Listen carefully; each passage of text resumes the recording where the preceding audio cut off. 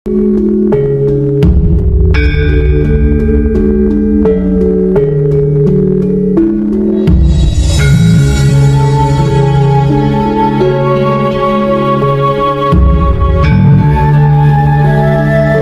yang mengalami kesulitan gemblengnya. Jadi saya proses Pak, ngomong aja ya, lama kelamaan jadi enak Pak, gitu. Maksudnya gerak sendiri, tapi tadi mau bersihnya apa nutup sendiri apa gimana nungguin Mas Ahmad, ternyata kan dia sendiri enak, tapi yang sakit. coba perhatikan kata-kata saya. Ada yang mengalami kesulitan gemblengnya. Paham nggak dengan pertanyaan saya? Jadi jangan yang lain ya, jangan yang lain. Ada yang mengalami kesulitan gemblengnya? Ada nggak? Nah, jangan diem aja, saya nanya. Ada. Cuma satu yang nggak ada, berarti yang lainnya mengalami kesulitan. Coba uraikan kesulitannya apa?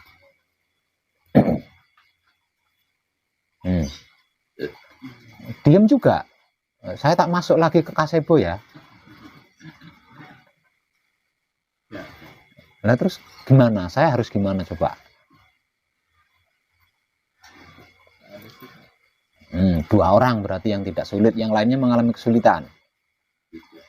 1, 2, 3, 4 yang tidak mengalami kesulitan, yang lainnya mengalami kesulitan. Masa Allah ya Robbil Alamin, ditanya gitu aja sulitnya panjenengan. Nanti kalau saya biarin gimana panjenengan? Saya perhatikan panjenengan seperti itu. Wong ditanya cuma satu kata, ada yang mengalami kesulitan gemblengnya aja, panjenengan sulit jawabnya. Terus piye ini? Dilanjut apa enggak kadangannya?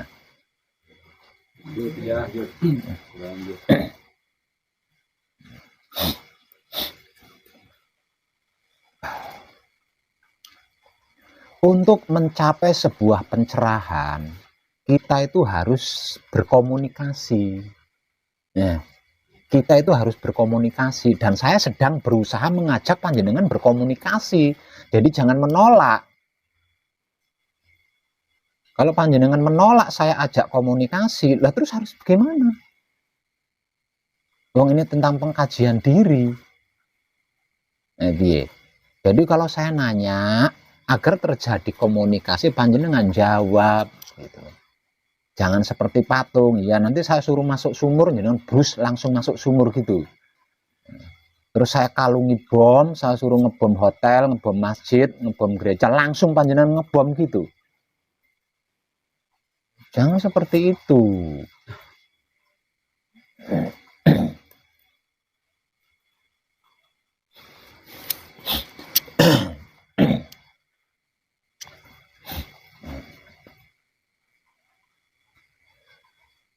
Malam ini ada yang sudah sampai di tahapan manunggal jati? Ada. Siapa saja? Panjenengan. Coba yang di tahapan manunggal jati ke sini.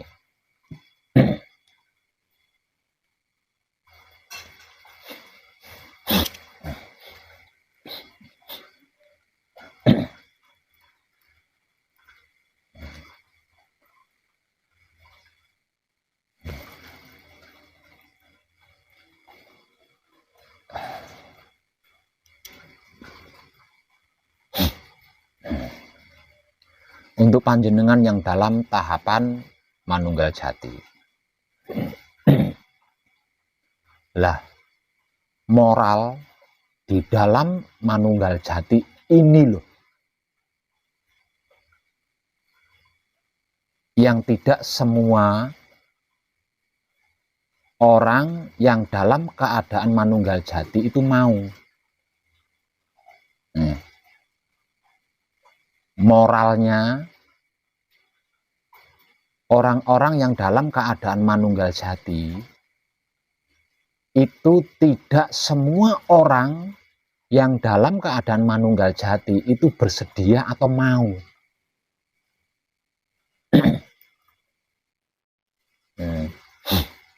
Untuk mencapai manunggal jati, seseorang itu harus merdeka. Tidak bisa ada tekanan, tidak bisa ada paksaan, tidak bisa ada kecurangan, tidak bisa ada pengkhianatan, tidak bisa ada ketidakjujuran untuk bisa ke manunggal jati. Jadi yang bisa mencapai kemanunggalan jati adalah manusia-manusia asli.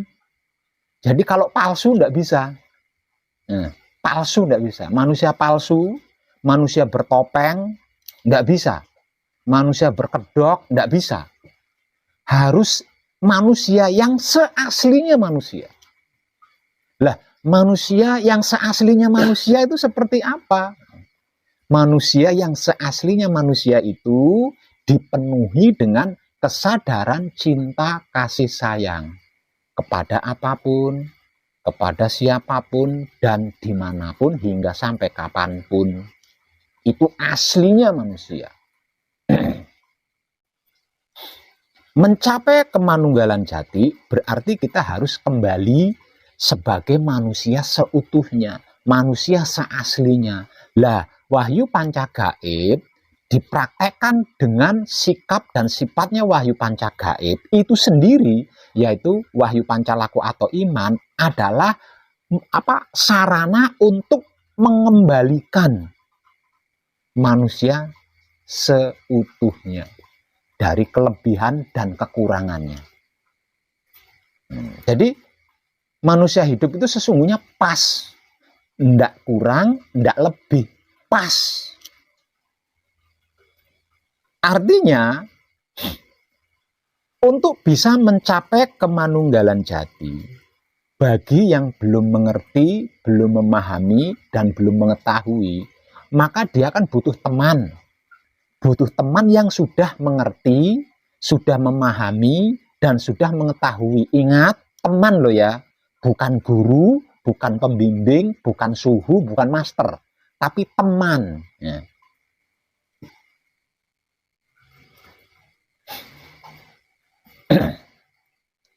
Lah, antara yang sedang berusaha mencapai dengan yang menemani ini harus gini. Ya. Tidak boleh ada sekat. Yang ditemani menghormati yang menemani, yang ditemani menganggap yang menemani itu guru, menganggap yang menemani itu pembimbing, menganggap yang menemani itu master, suhu, dukun, dan boh apa. Nah, jenenge. Itu tidak bisa. Tidak bisa. Harus fair, harus sama-sama fair. Maka di situ dikatakan teman seperjalanan spiritual. Nah, di situ. Nah, ini tidak semua orang yang dalam keadaan manunggal jati itu siap dalam keadaan seperti itu. Tidak dicium tangannya sama yang ditemani, itu harus siap di situ. Belum tentu siap di situ. Harus dihormati sama yang sedang ditemani. Harus ditawasuli sama yang ditemani. Itu belum tentu semuanya siap mengalami keadaan yang seperti itu. Nah, kalau panjenengan masih menghormati, masih menggurukan teman yang sedang menemani spiritual panjenengan nggak akan bisa mencapai manunggal jati, nggak akan bisa. Nggak akan bisa. Makanya di hampir setiap kadangan saya selalu berusaha mengakrabkan diri sama panjenengan agar panjenengan tidak memandang saya sebagai guru, agar panjenengan tidak mencerna saya sebagai pembimbing, melainkan sebagai kadang, ya, sebagai kadang. Karena apa? Karena kalau panjenengan punya mindset di situ, panjenengan tidak akan bisa mencapai manunggal jati.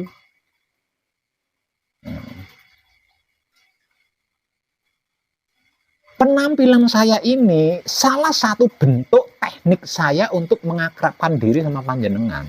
Nah, kalau saya tidak berpenampilan seperti ini, gimana? Wong sampai saya tanya aja panjenengan udah gugup. Apalagi kalau saya penampilannya seperti raja, seperti presiden. Lah wong penampilan saya seperti ini saja panjenengan saya tanya, wis sembuh, buyar konsentrasinya. Piye njajal itu?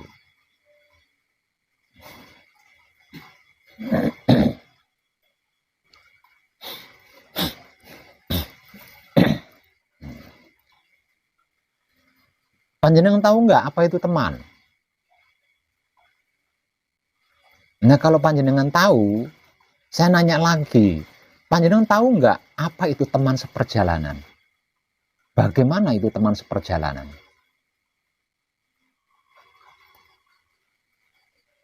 Nah, itu kelakuan kita di dalam menggapai manunggal jati itu harus seperti itu. Harus seperti teman di dalam perjalanan menuju sesuatu tempat.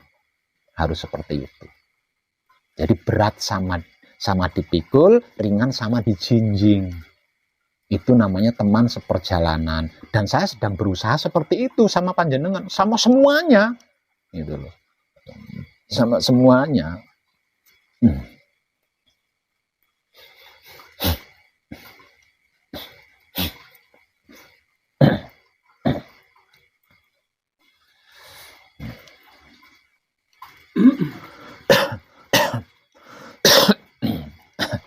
Paham?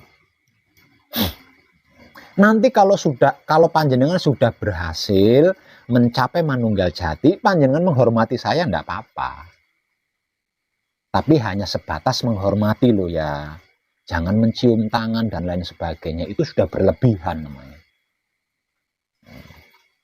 Jadi ikatan kita, hubungan kita itu adalah kadang.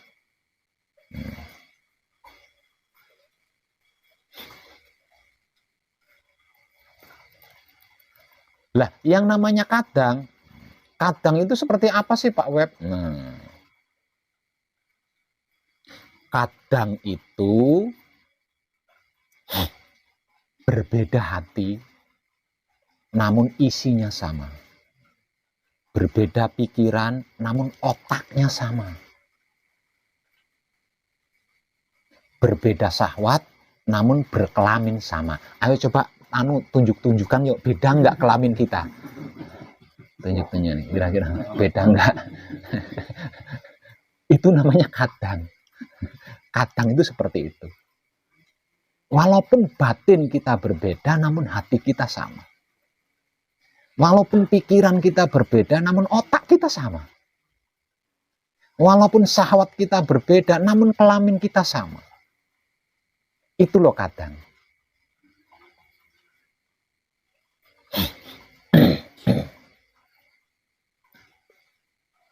Satu kesandung, yang lainnya ikut merasakan sakit. Itu namanya kadang. Nah, kadang ini lebih tinggi dari status apapun. Secara awam, status paling tinggi adalah status keluarga kan. Tapi sesungguhnya enggak. Yang paling tinggi itu justru status kadang. Kenapa saya katakan status kadang itu lebih tinggi daripada status keluarga atau status silsilah? Karena kalau kadang seperti yang sudah saya uraikan tadi, beda pikirannya namun otaknya sama. Beda batinnya namun hatinya sama. Beda syahwatnya namun kelaminnya sama. Jika ada satu yang tersandung batu, semuanya ikut merasakan sakitnya. Itu kadang. Nah, kalau keluarga, tidak sedikit bapak sama anak bertengkar, bahkan saling bunuh. Ibu sama anak bertengkar, bahkan saling bunuh, tidak sedikit. Satu kandung, satu ibu, satu bapak saling bunuh hanya gara-gara warisan, itu nggak sedikit.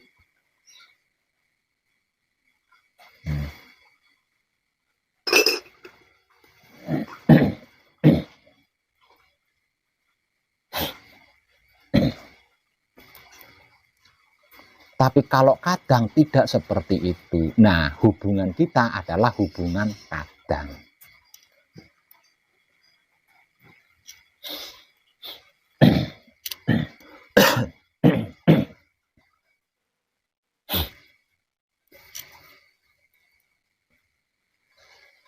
Dan kadangan kita malam ini, saya akan mengungkap tentang kesempurnaan hidup.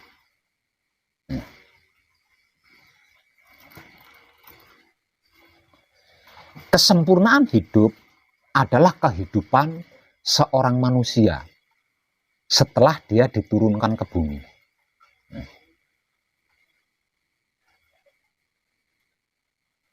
Sebelum manusia diturunkan ke bumi, tidak tersebut sebagai kesempurnaan hidup. Karena dia adalah suci. Kenapa disebut suci manusia? Sebab manusia masih sebagai Tuhan pada waktu itu. Belum berpisah dengan Tuhan. Belum berpisah dengan Maha Suci. Setelah berpisah dengan Maha Suci, tersebut sebagai manusia hidup, maka kehidupan manusia ini disempurnakan oleh Maha Suci. Nah, di dalam kesempurnaan ini tidak ada sesuatu apapun yang tidak ada di dalamnya. Di dalam kesempurnaan ini tidak ada sesuatu apapun yang di dalamnya itu tidak ada. Semuanya, segalanya, seluruhnya itu ada di dalam kesempurnaan. Dan kesempurnaan ini dimiliki oleh hidupnya manusia. Kesempurnaan ini hanya dimiliki oleh hidupnya manusia. Dan hidupnya manusia ini adalah datnya Maha Suci, datnya Maha Hidup, gitu loh.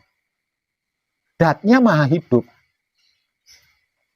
Lah, datnya Maha Hidup atau datnya Maha Suci, itulah yang dimaksud sebagai hidup atau Roh Suci atau Roh Kudus. Nah, Roh Suci atau Roh Kudus atau hidup yang tak lain dan tak bukan adalah datnya Maha Suci ini memiliki kesempurnaan. Nah, kesempurnaan yang dimiliki ini dibawa sampai ke bumi ini loh. Sampai ke dunia ini. Nah, setelah sampai di dunia ini disebutlah sebagai kesempurnaan hidup. Artinya, sesungguhnya manusia hidup itu tidak memiliki celah masalah sedikit pun. Karena ada kesempurnaan hidup di dalamnya.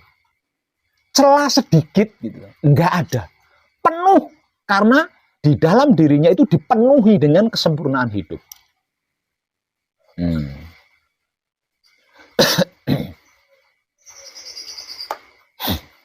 Jadi terkesan aneh.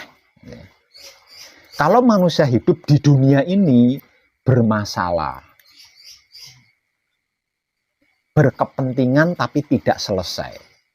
Berkeinginan tapi tidak sukses. Itu gimana ya? Tidak lucu. Kenapa? Karena ada kesempurnaan hidup di dalamnya. Kenapa hal itu terjadi?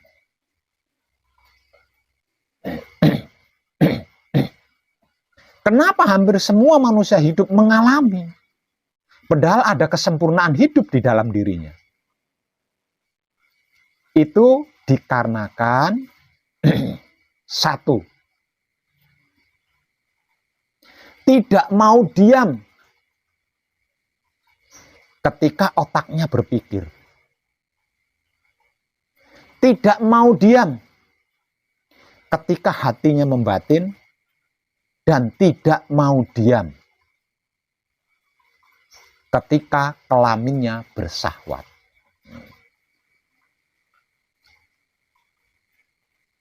Tapi sebelum saya lanjut, saya mau nanya dulu ini. Panjenengan sudah paham belum apa itu syahwat? Coba saya nanya dulu ini.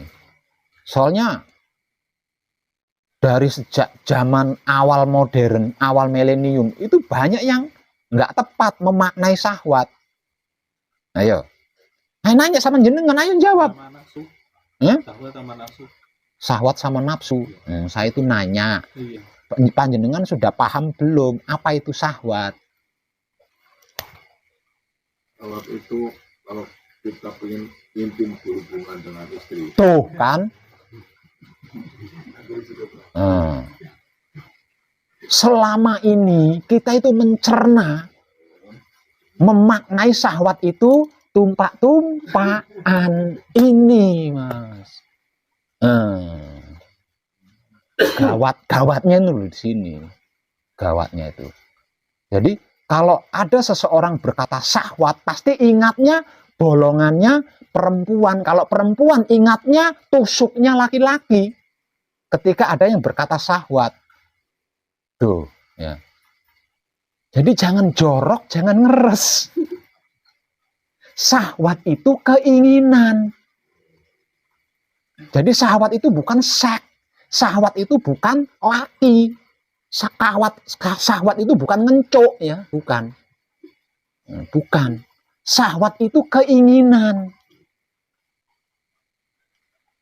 Ini gawatnya manusia itu di sini. Paham belum? Belum. Syahwat itu bukan kontol sama tempek dimasukkan, Pak. Gini.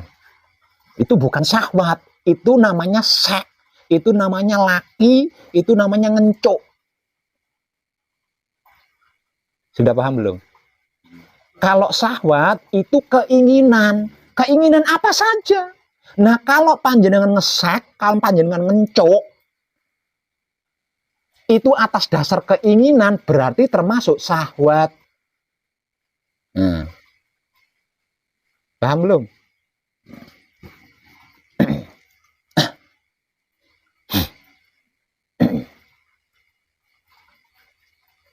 Jadi tentang apapun, kalau dasar awalnya adalah keinginan, itulah yang dimaksud syahwat. Panjenengan ingin makan, itu syahwat. Panjenengan ingin tidur, itu syahwat. Panjenengan ingin menipu teman, itu syahwat. Panjenengan ingin melakukan amal, itu syahwat.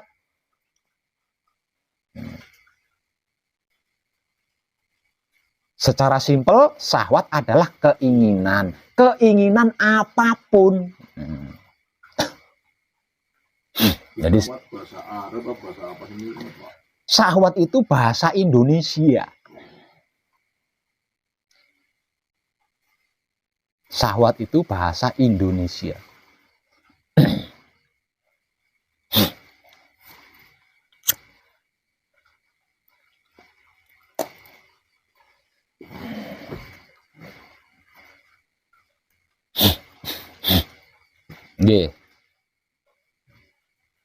Kalau bahasa spiritualnya disebut nafsu. Nah, saya ulangi, kalau panjenengan tumpak-tumpakan atas dasar nafsu, yaitu berarti syahwat.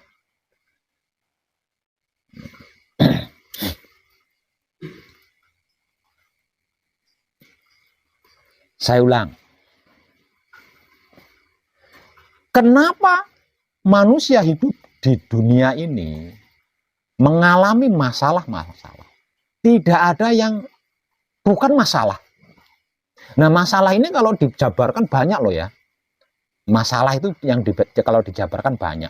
Kebutuhan ya masalah, kepentingan ya masalah, kekurangan ya masalah, bahkan kelebihan juga masalah. Miskin masalah, kaya masalah. Nggak punya utang masalah, punya utang masalah. Semuanya masalah. Tenang masalah, tidak tenang masalah. Bahagia masalah, tidak bahagia masalah. Semuanya jadi masalah. Semuanya jadi masalah. Beragama masalah, tidak beragama juga masalah.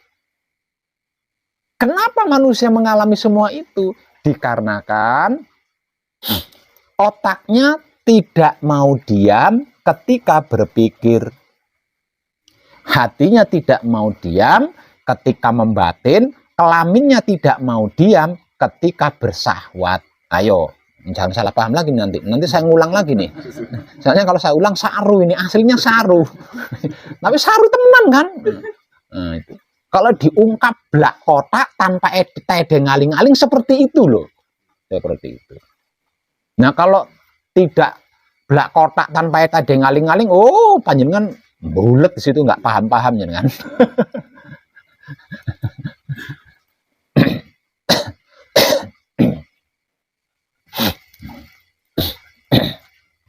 Soalnya nggak sedikit yang gagal paham di situ.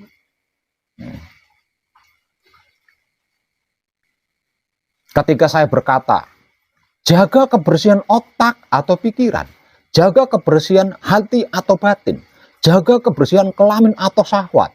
Wah, berarti nggak boleh berhubungan intim nih, nggak boleh ngesek nih. Karena gagal paham di situ.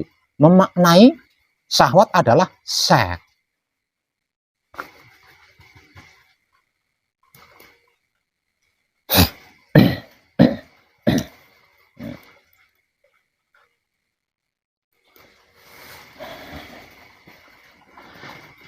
Kalau seseorang itu otaknya bisa diam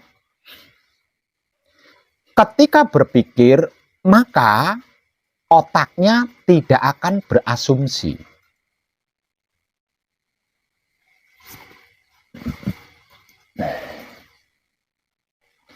Ketika hati seseorang tidak bisa diam ketika membatin, maka hatinya akan memanipulasi apa yang diasumsi oleh otaknya.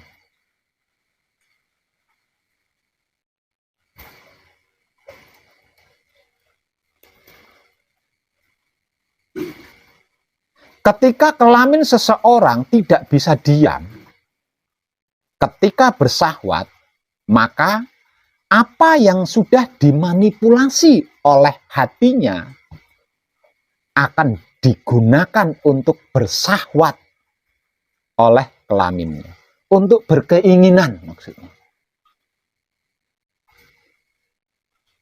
Lah, ini yang menjadikan kesempurnaan manusia hidup di dunia ini terbengkalai.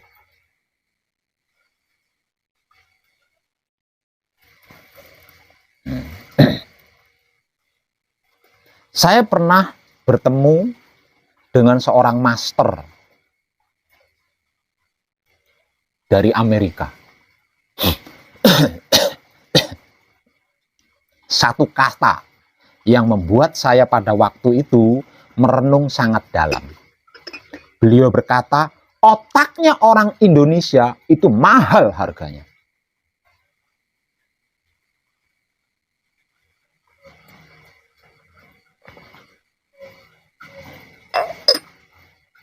Kemudian saya bertanya, kenapa bisa seperti itu?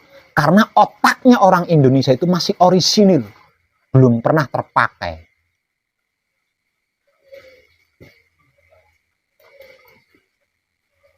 Andai saja orang Indonesia otaknya dipakai, sudah pasti kemajuan negara Indonesia melampaui seluruh negara-negara lainnya.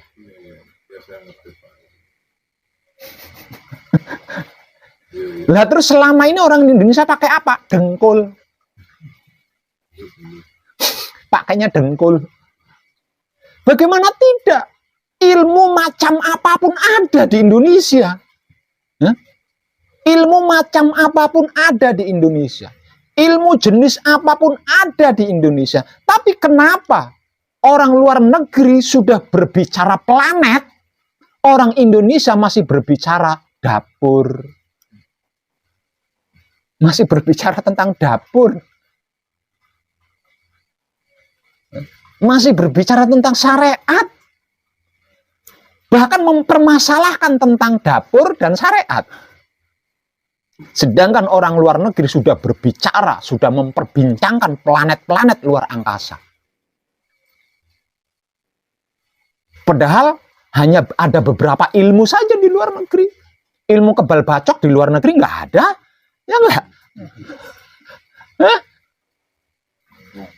Ilmu santet di luar negeri nggak ada.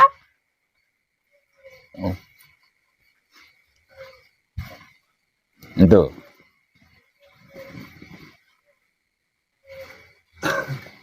Jadi yang digunakan itu pikirannya, bukan otaknya. Yang digunakan itu batinnya, bukan hatinya. Yang digunakan itu syahwatnya, bukan kelaminnya.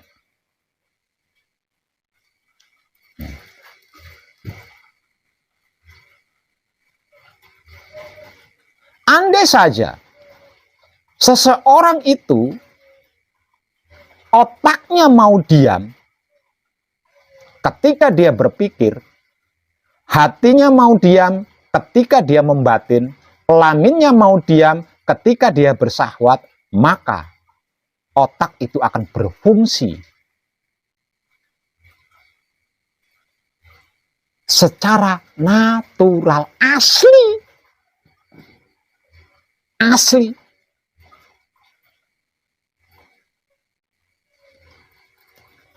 Tanpa asumsi di dalamnya, tanpa manipulasi di dalamnya, tanpa politik di dalamnya.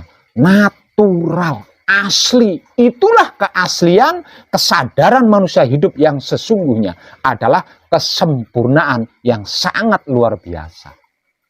Namun kesempurnaan ini menjadi tidak nampak, bahkan terbengkalai, nyaris tidak pernah digunakan sama sekali.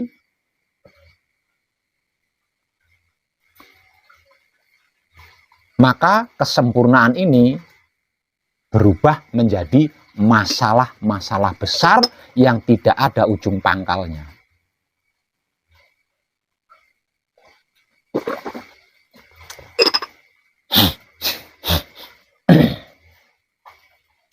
Sebab karena itu, tentang diam ini saya motivasikan paling utama di dalam manekung atau gembleng. Sebab karena itu, diam ini saya motivasikan menjadi motivasi pertama dari saya selama panjenengan manekung atau gembleng. Karena tidak ada cara lain. Nggak ada cara lain. Selain diam, tidak ada cara lain. Karena kita semua sudah terlanjur asik tidak diam. Jadi diam ini menjadi rumit.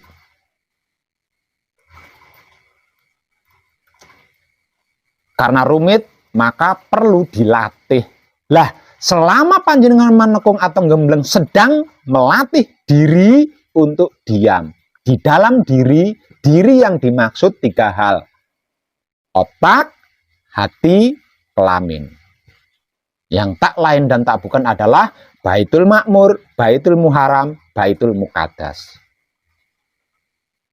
Kalau tidak diam, maka 3 singgasana ini tidak difungsikan oleh penghuninya. Bagaimana mungkin penghuninya memfungsikan kalau otak itu diibaratkan perahu, perahunya gonjang-ganjingin. Ya ora gelem mudhun. Kalau diibaratkan perahu.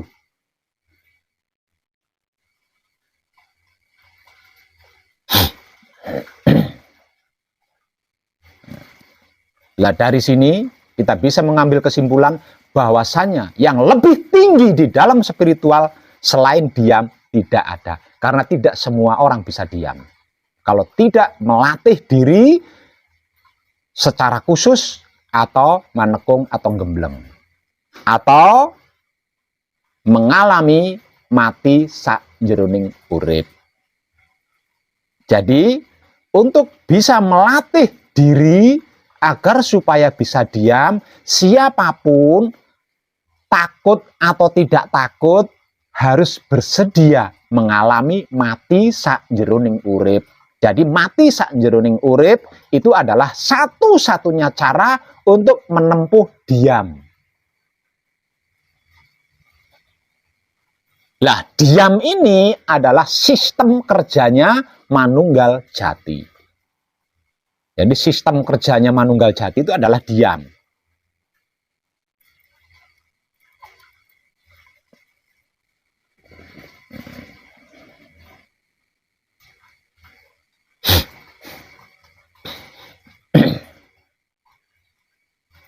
Paham? Ada yang lebih khusus. Terkhusus yang nyaris tidak ada, bisa dihitung dengan jari. Yang ada itu bisa dihitung dengan jari. Adalah menyelami sisi gelapnya Maha Suci. Maha Suci itu memiliki dua sisi. Sisi yang pertama adalah gelap, sisi yang kedua adalah terang. Kalau sisi terangnya Maha Suci nggak usah dibicarakan. Lawang terang jelas kan? Maka saya akan membahas tentang sisi gelapnya Maha Suci yang tidak bisa ditembus dengan mata raga. Karena apa? Karena saking gelapnya, gelap gulita.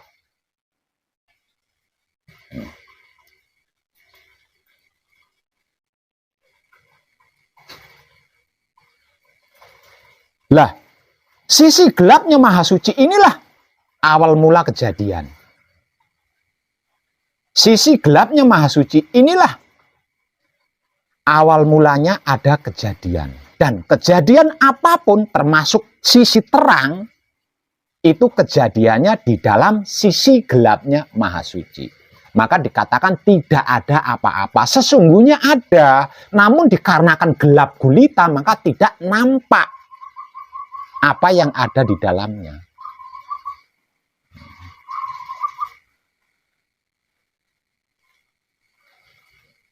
Nah, sisi gelap Maha Suci ini tidak bisa dijangkau oleh makhluk. Makhluk apapun tidak bisa menjangkau sisi gelapnya Maha Suci. Kalau sisi terangnya Maha Suci, dengan moral saja bisa manusia mencapainya. Itu sisi terangnya. Karena sisi terang jelas gitu loh. Ada apapun di dalamnya jelas terlihat karena terang. Ada apapun di dalamnya jelas terdengar karena terang. Nah, kalau sisi gelapnya, nah, tidak ada satupun makhluk yang bisa menjangkaunya selain Dat Maha Suci itu sendiri. Sebab karena itu di dalam Mi'raj diceritakan ketika Rasul berhadapan dengan Tuhan, Jibril mundur. Aku tidak bisa mengantarmu, hanya bisa mengantarmu sampai di sini. Aku akan hancur jika mengikutimu sampai ke dalam. Itu sisi gelapnya Maha Suci.